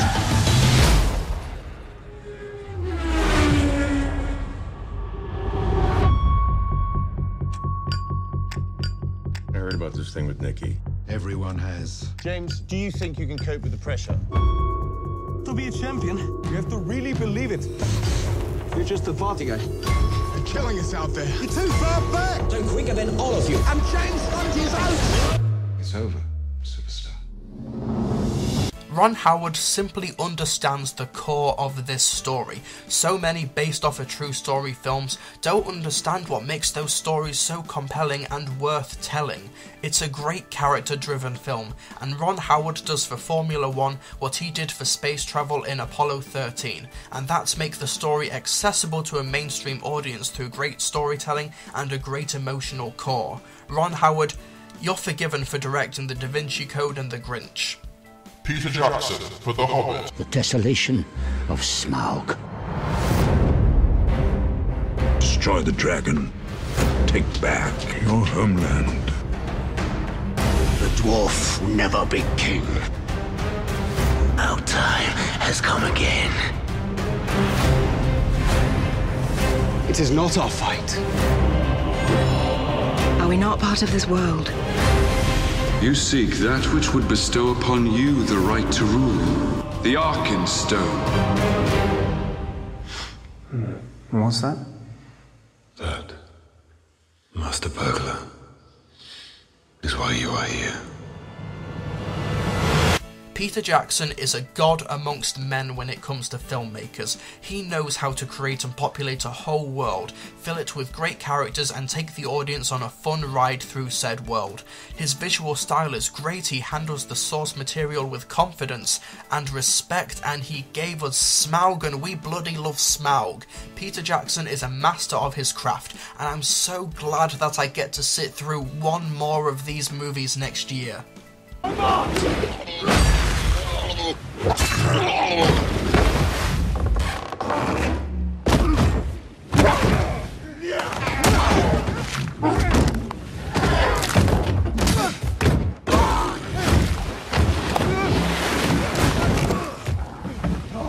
Edgar Wright for The World's End.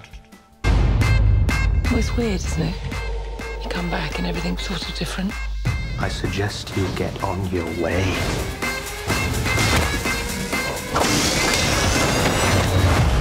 Welcome home, boys. It's not us that's changed. It's the town. What are you doing? It's all right. I'm not trying to have sex with you. There's something I need to tell you right now. Unless you do want to have sex, in which case I'll tell you afterwards. Tell me right now. Shaun of the Dead and Hot Fuzz were great, visually striking movies, and Scott Pilgrim vs. the World was full of energy and brilliant filmmaking. So it seems like Edgar Wright has applied everything that he has learned over the past decade to The World's End, and it's such a confidently made movie. Edgar Wright is such a talented director, and he demonstrates such passion and enthusiasm behind the camera. This is a guy who clearly loves what he's doing, and I love watching him. And the winner is...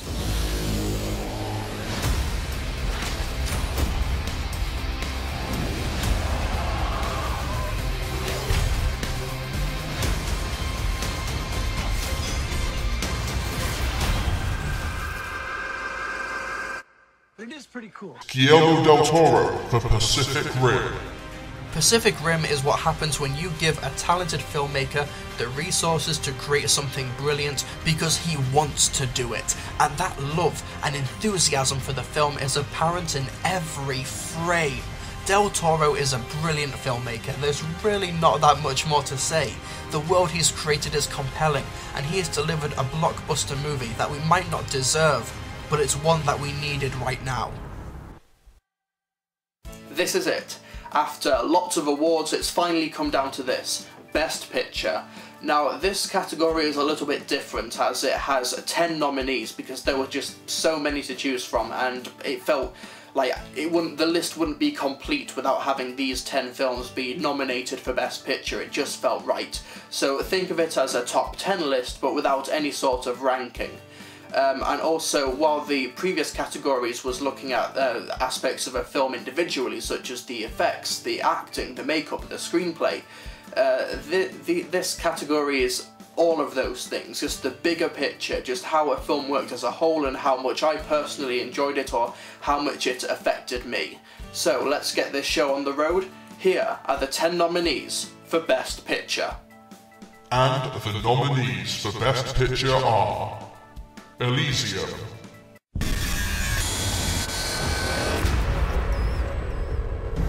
What did you do to me? Gave you a way out. Whoever has this has the power to override their whole system. She's very sick, Max. I need to get her up there. You can save everyone. When can I go?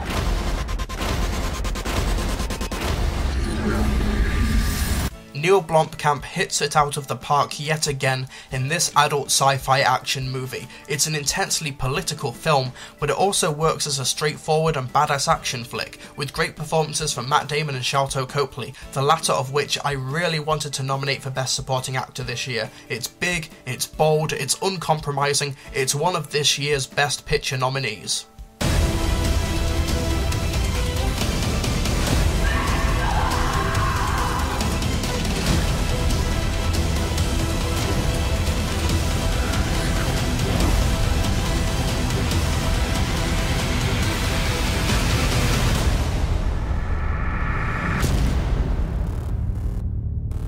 Gravity. Explorer's been hit. Explorer, do you read? Explorer, over. Explorer. Astronaut is off structure. Dr. Stone is off structure. Dr. Stone detached. You must detach. If you don't detach, that arm's going to carry you too far. Listen to my voice. You need to focus. I'm losing visual of you. In a few seconds, I won't be able to track you. You need to detach. I can't see you anymore. Do it now. Over 4 years in the making, Gravity has become a monster hit both critically and commercially, overtaking Pacific Rim as the highest grossing movie not based off of some source material this year. And not without reason. Gravity is an incredibly intense roller coaster ride of a film, with a strong central performance, production values that are off the charts, and a powerful sense of spirituality under all the gloss. As a film, it has problems, mainly a few cliche aspects that were probably added by studio execs. But as an experience, Gravity is unrivaled. Tell her that I'm not quitting.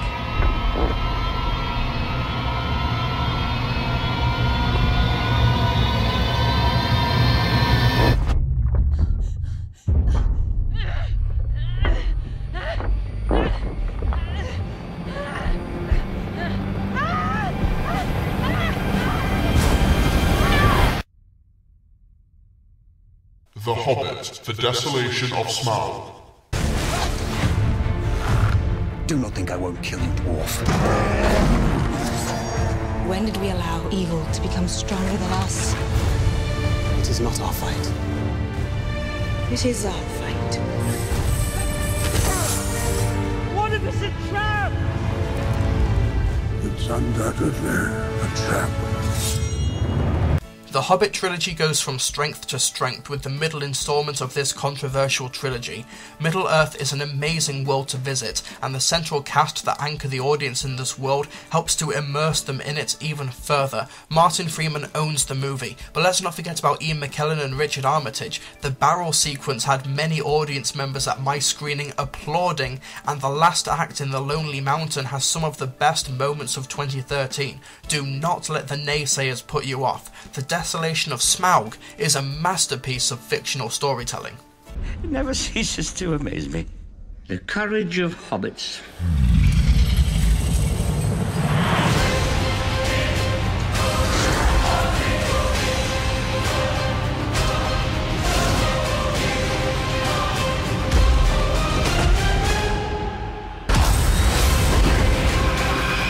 I am king under the mountain.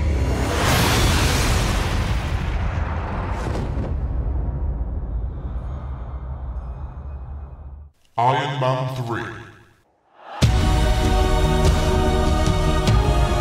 Ladies, children, sheep. Some people call me a terrorist. I consider myself a teacher. Lesson number 1. Heroes. There is no such thing. How do you follow the Avengers? By questioning where Iron Man's place in the world is after such a defining event. Iron Man 3 is a smart, fun and inventive blockbuster that is probably the best of its respective trilogy, and one of the best standalone movies in Marvel's universe. Robert Downey Jr. is worth every cent Marvel are paying him, and Shane Black is an inspired choice for director. The twist is amazing, the action is thrilling, and the visual metaphors are still on my mind. One of the best comic book movies ever made, and more than deserving of its Trilbee Award nomination. I'm gonna offer the choice. Do you want an empty life or a meaningful death? You're not a man. You're nothing more than a maniac. I'm not afraid of you. No politics here. Just good old-fashioned revenge.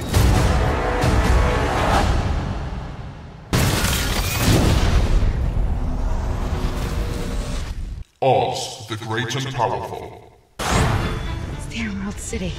You are here at last, and the prophecy shall be fulfilled. This is my sister. Evanora, I'm here to serve you. The royal treasure of Oz. It belongs to you, but only after you defeat the Wicked Witch. Just how wicked is she? Towns were destroyed. Children were orphaned. Great wizard from Kansas.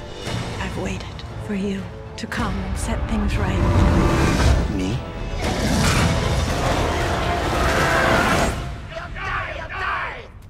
Did those crows just say we're gonna die? Oz the Great and Powerful isn't the deepest or the most complex and heartfelt film to be nominated, but is still a great piece of cinema. It's a blockbuster that I can literally recommend to anyone, regardless of age, gender or experience with the series. Movies like that are very rare, and in a year when so many blockbusters came out with such bloat and unnecessarily grim elements, Oz the Great and Powerful was incredibly refreshing. Couple that with the fact that it's an incredibly well-made movie with love for the source material, and you've got one of the best blockbusters of the year. This is what Tim Burton's Alice in Wonderland should have been.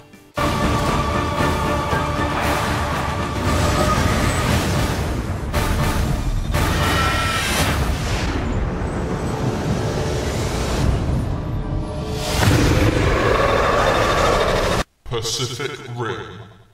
Initiating launch operations. Gypsy danger.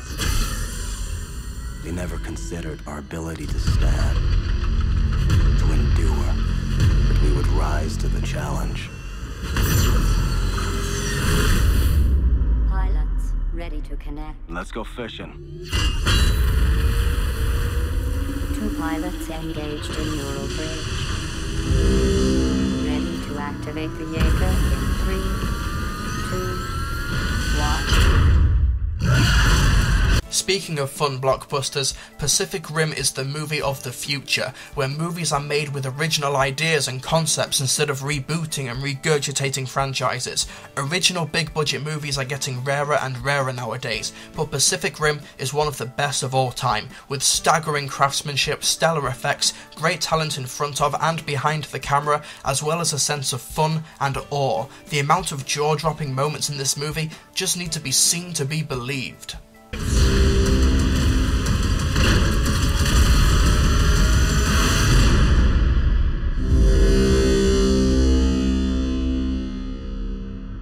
Philomena. You're depressed. Well, I got the sack. I'm unemployed. Yes, but it wasn't your fault, was it? That's why I'm depressed. What are you working on at the moment? I know this woman. She had a baby when she was a teenager. She's kept it secret for 50 years. You're talking about a human interest story, and I don't do those. Why not? You think I should do a human interest story? Easily the most heart-wrenching movie based on a true story this year, Philomena isn't incredibly complex in terms of its execution, but it does so much with so little, with fantastic performances, a simple but touching score, and a near-perfect script that is constantly engaging and evolving with the characters. It's a beautiful, touching, and often funny movie that should not be missed. I did not abandon my child. He was taken from me. She's been looking for him. She's spent her whole life trying to find him.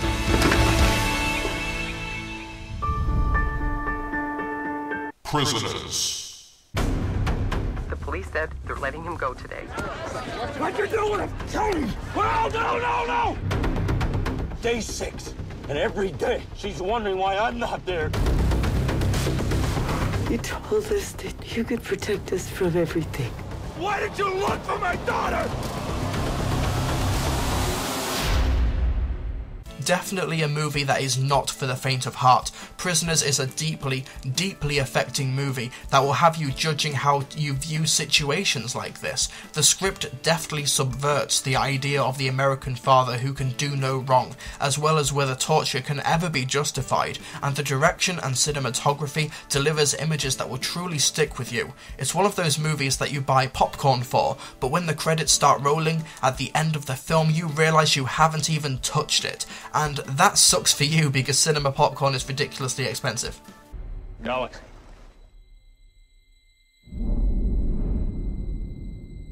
I know you know where they are. Where's my daughter? Rush. James can be a loose cannon, but in terms of raw talent, there is no better driver in the world. Why don't they make it safer? Risk of death turns people on. Who's that? It's Niki Lauda. He's just been signed by Ferrari. I'm both quicker than you and better at setting up the car. James Hunt is a proven winner at the highest level. Is there a question? Why are you just trying to piss me off? This is an incredible battle between these two drivers. A compelling true story told in a masterful way. Rush is brilliant filmmaking and has some of the best action scenes of the year. Ron Howard is a great filmmaker, and while he's made a few stinkers in the past, Rush proves that he has still got it. Great acting, great production values, and an eye for detail and character. Rush is a movie that you should watch even if you have zero interest in Formula 1. What Senna did for documentaries, Rush has done for thrillers. Don't miss it. Niki Lauda, trapped in a searing inferno of 800 plus degrees. I feel responsible for what happened. Watching you win those races, you were equally responsible for getting me back in the car. The showdown between you and Niki is all anyone wants to see.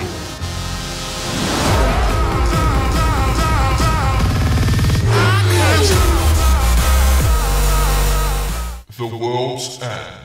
This is our chance to finally conquer the Golden Mile. 12 pubs, 12 pints. And this time, they're going to make it to the last pub, the World's End. Go! Come on. What do you recommend? Beer. We'll have 5 of those, please. 4 of those, and a tap water. What?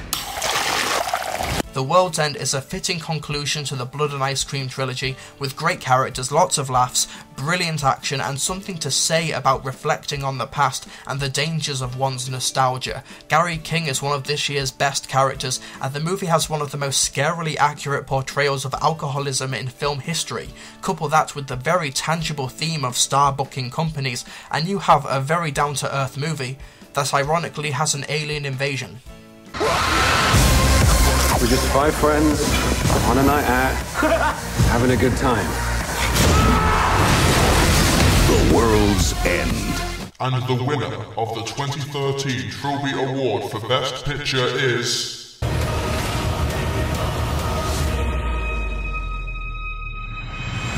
Today we are canceling the apocalypse!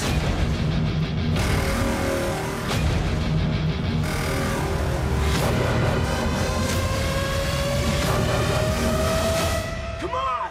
Let's do this! Pacific Rim. Were their movies this year more emotional? Yes. Were their movies this year more intellectual? Yes, I think so. And yet, Pacific Rim is the best movie of 2013 because it's utterly honest with itself and was made from the heart by one of our best living filmmakers who has the passion and drive to make something so boldly original and creative. I am probably going to get a lot of flack for having a quote-unquote dumb action movie be crowned the best of the year, but it's so much more than that. It's a movie about the world coming together to face a common threat, because if two people aren't working together, the robot doesn't move. In a blockbuster scene dominated by American iconography and hero worship, this movie shares the love with the rest of the world to make a one-of-a-kind blockbuster masterpiece. And if you disagree, eat a rocket-powered fist. Well, that's everything. 16 awards, with Pacific Rim being the overall winner. A very deserving winner, if I do say so myself. But maybe you thought that something else should have been nominated. Maybe you felt like I missed a few things out, or maybe that I gave the wrong awards to the wrong movies or the wrong people. So that's what the comment section below is for. Don't vent your frustrations on the dislike bar, because that's just not constructive at all, is it, ladies and gentlemen? But anyway, yes, thank you so much for sticking through me with all these videos. I really hope you enjoyed them. Be sure to like this video, subscribe to my channel for more movie news, reviews, analysis, etc, etc. And I also now have a Patreon campaign if you want to be able to financially support me or help me turn these videos into a full-time job, then I would hugely appreciate it. There's more information on that in the description below. And yes, I'd like to thank my special awards guests, Colin Baker, Peter Davison, Dalek Sek, Kenny McCormick. He was a bit of a late entry. He came in late because he couldn't afford the bus fare. That's what happens when you're Kenny. And yes, thank you so much for watching these videos, and bring on 2014. I'll see you guys next time.